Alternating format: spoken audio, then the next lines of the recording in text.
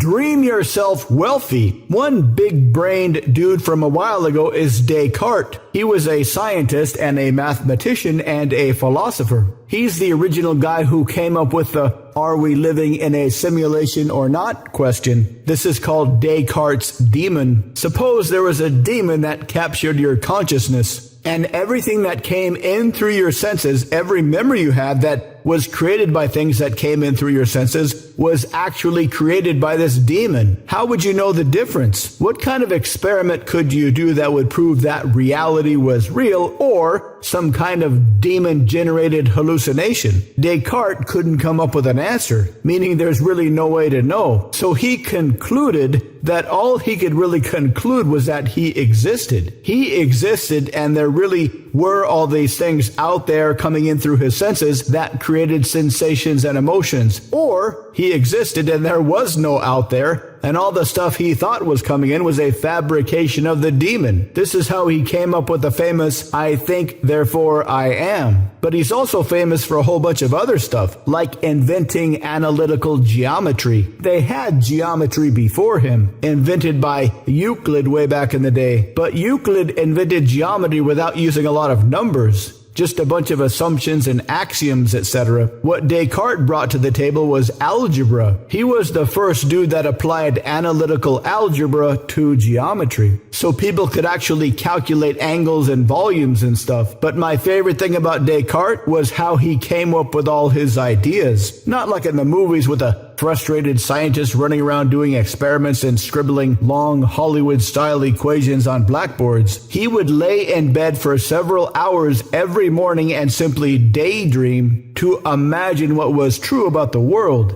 what might be true about the world, how he might apply this part of the world over here to this other part of the world over here. This is why we humans have such huge imaginations. To dream about how the world works, to dream about how the world might work, to dream about all the things you could do in the world. Unfortunately, most people outsource most of their dreaming power. This is why Marvel, Disney, etc. have been making billions and billions of dollars lately. People are more than willing to outsource their magnificent dreaming capabilities. Why don't you flip the polarity of your brain, and instead of using it as a passive entertainment device, use it as it was meant to be used, as an active dreaming device, and dream yourself whatever you want.